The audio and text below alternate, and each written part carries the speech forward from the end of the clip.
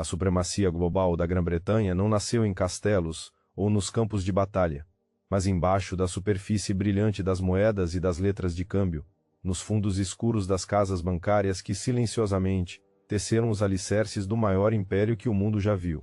O que parecia ser poder militar ou colonial, em sua essência, foi um domínio financeiro construído por banqueiros que entenderam cedo o segredo mais profundo da história: controlar o dinheiro é controlar o mundo. Mas como exatamente esses banqueiros conseguiram transformar uma ilha isolada em uma potência que governaria continentes? O que poucos percebem é que essa não foi uma ascensão rápida ou evidente. Foi um projeto calculado, marcado por alianças íntimas com o Estado, manipulação sutil dos mercados, expansão estratégica do crédito, e uma visão surpreendentemente moderna do que significa ter o monopólio da confiança. Desde o século XVII, logo após a fundação do Banco da Inglaterra em 1694, a Grã-Bretanha entrou numa nova era de organização bancária e monetária. Não se tratava apenas de emitir papel-moeda, mas de inventar um sistema onde o dinheiro público e o privado se fundiam para criar ininterruptas correntes de capital. O Estado precisava financiar guerras impopulares e expansionistas, e os banqueiros precisavam de crédito para facilitar investimentos em comércio e indústria. A reciprocidade entre ambos construiu uma arquitetura complexa onde a dívida era o cimento que unia interesses políticos e econômicos. Essa aliança se revelou decisiva em momentos de crise, como durante a Guerra dos 30 Anos ou mais tarde nas Guerras Napoleônicas. O Banco da Inglaterra não apenas financiava, mas garantia a estabilidade da libra esterlina, criando um padrão monetário que inspirava confiança mundialmente. Um padrão lastreado em crédito, não simplesmente em ouro ou prata. Esse padrão tornou a libra herdeira de uma confiança que ultrapassava fronteiras e possibilitou à Grã-Bretanha financiar seu comércio internacional e sua base industrial de maneira única.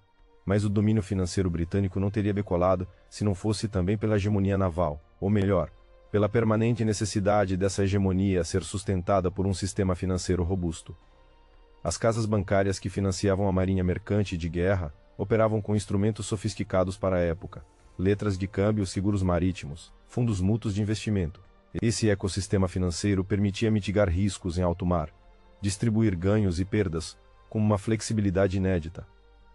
Era a primeira grande rede global de capital, que não se apoiava apenas em metais preciosos, mas na capacidade dos agentes financeiros de ajustar contratos à distância, confiando uns nos outros e criando uma teia invisível que ligava Londres a Kolkata, do Caribe a Sydney. Ao compreender que o dinheiro não é só moeda, mas um sistema de confiança codificado, os banqueiros britânicos desenvolveram instituições que controlavam os mecanismos de liquidez mundial. O Banco da Inglaterra, diferentemente de um simples banco central, atuava como credor de última instância para o Estado e para o setor privado, impondo disciplina fiscal por um lado, mas também assegurando que o sistema nunca colapsasse por falta de crédito por outro. Não era o ouro que impunha limites, mas a reputação, o relacionamento, a política. Assim nasceu o que hoje chamaríamos de capitalismo financeiro avançado. Esse tipo de domínio não ficou restrito ao território nacional.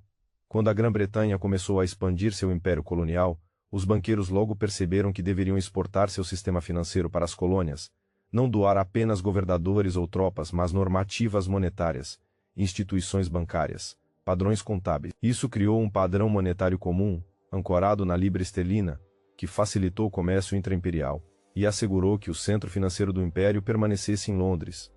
Pense, por exemplo, na Índia continental. Antes subordinada a estruturas financeiras locais e artesanais, a Índia foi incorporada a um sistema que facilitava financiamentos para a infraestrutura, exportação de matérias-primas e importação de manufaturados britânicos. As instituições financeiras britânicas, ao mesmo tempo em que emprestavam para os governantes coloniais, cooptavam as elites locais, atando-as ao sistema global de crédito e dívida em nome da libra. Era o controle sutil do sistema financeiro, que derrubava assim limites geográficos tradicionais do poder. Não bastava estabelecer bancos em cidades coloniais. Era preciso controlar o circuito de crédito global, ajustar taxas de juros e a oferta monetária para garantir que, mesmo diante de crises, a libra preservasse sua posição. E isso se refletiu na criação das chamadas linhas de crédito sindicais, empréstimos coletivos internacionais que combinavam dinheiro privado e governamental, financiando guerras e expansões imperialistas. Assim, o sistema britânico foi a primeira rede financeira verdadeiramente transnacional, preparando o terreno para a globalização financeira contemporânea. Porém, havia uma contradição inerente nessa ascensão. O próprio mecanismo que sustentava a supremacia britânica era vulnerável às oscilações da confiança. Não era o ouro físico que valia por si só, mas a crença incondicional que investidores globais depositavam na estabilidade do Estado e nas habilidades dos banqueiros londrinos. Toda a crise política cabia no espectro dessa confiança fragilizada. Como no pânico financeiro de 1825, uma das primeiras crises bancárias modernas, resultado justamente da expansão sem limites do crédito especulativo, que vazava para setores não sustentáveis da economia. Para os banqueiros britânicos, nem sequer a crise foi o colapso do sistema. Ao contrário, foram testes que redefiniram parâmetros, disciplinando atores e impondo novas regras. A cada tumulto emergia um Banco da Inglaterra reforçado, com maior controle sobre as reservas brasileiras ou a política monetária, cada vez mais conectado à diplomacia e à guerra. Instrumentos que pareceriam today como política monetária ou controle de capitais eram afinal formas pioneiras de conhecimento e poder.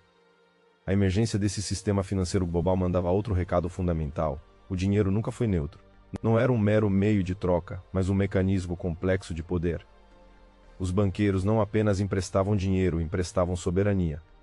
Ao conceder crédito a um país, eles vinculavam decisões políticas a interesses financeiros. Quem devia, obedecia. Se a dívida se tornava impagável, o sistema encontrava maneiras de impor controle político e econômico, seja por meio do aumento dos juros, da pressão diplomática ou do apoio a golpes favoráveis. Essa rede foi sendo gradualmente substituída no século XX, com o declínio relativo da hegemonia britânica frente aos Estados Unidos, mas os fundamentos dessa arquitetura financeira sobreviveram.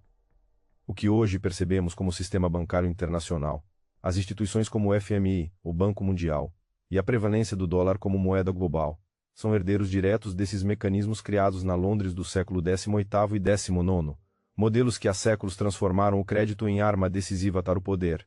E não é coincidência que os principais bancos centrais do mundo ainda tenham seu modelo original inspirado no Banco da Inglaterra.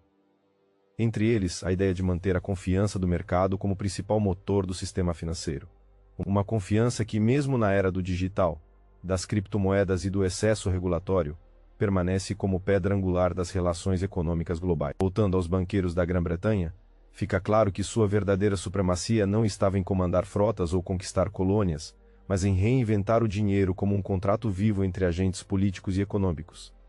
Essa alquimia entre dívida, confiança e poder permitiu que uma pequena ilha com poucos recursos naturais dominasse 25% do planeta.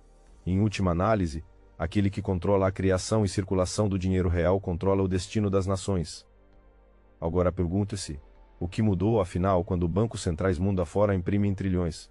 Será que o poder, enfim, está nas mãos daqueles que ditam o fluxo do crédito?